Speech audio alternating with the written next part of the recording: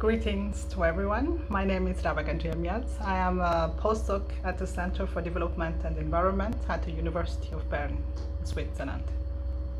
Collaboration can be a form of colonization if it fosters dependencies on northern partners and existing inequalities such as uneven power relations.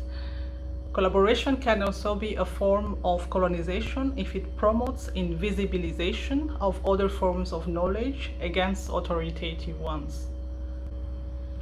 Challenges regarding North-South research collaborations are related to access, conceptions, and communications.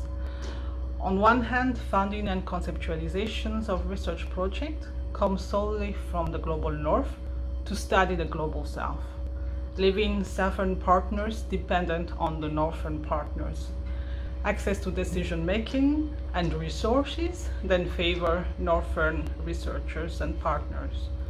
For example, southern institutions cannot directly manage acquired research funds without an intermediary from the north.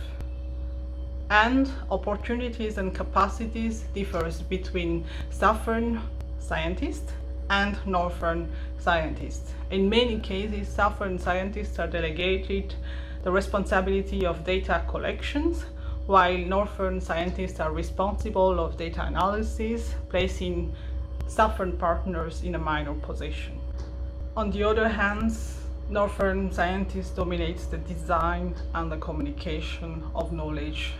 The knowledge considered for research concepts and methods comes mainly from the north, while local or indigenous knowledge is less valued than northern science. Additionally, northern researchers are the ones who analyze and publish the most, and if publication is the main source of knowledge, the publishers are based and controlled in the global north. Therefore, scientific dissemination and visibility as a researcher and knowledge designers are concentrated in the north through the publications.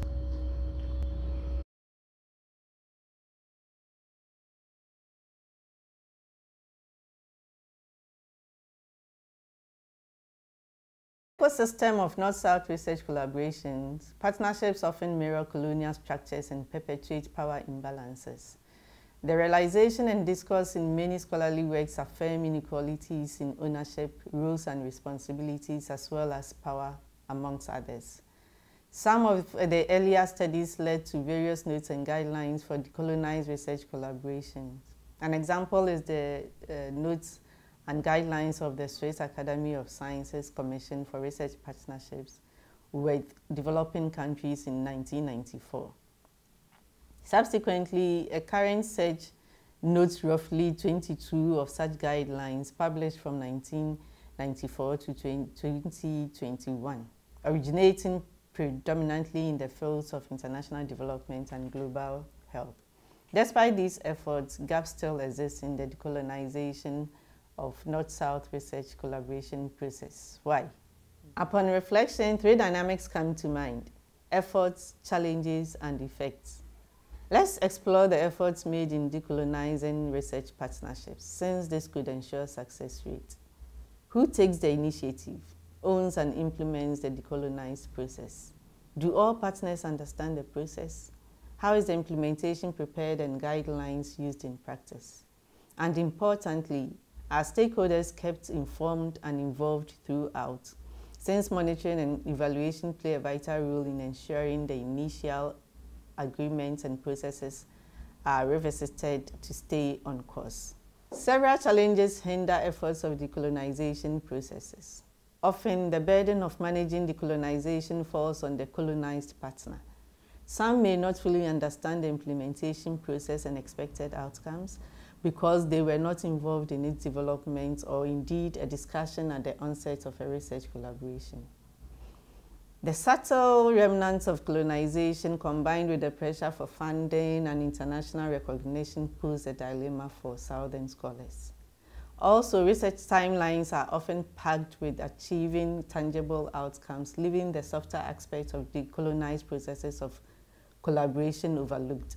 Finally, there is a lack of dedicated time for discussing agreed upon decolonizing processes. One can say unequivocally that decolonizing North-South research collaborations is a complex journey.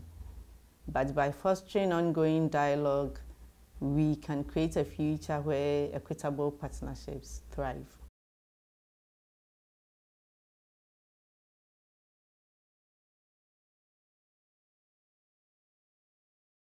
For decolonizing North to South research collaborations, recommended practices include leveling expectations and coming up with mutually beneficial goals of collaboration, clearly determining and dividing roles and responsibilities in the collaboration to allow for a balance in power between North and South partners, and defining authorship and access to data. For tools, in terms of a way forward, we recommend 2 strategic lines: institutional and researcher level. First, a major source of challenges in these research collaborations is the fact that the researchers, as well as the respective institutions, do not know each other.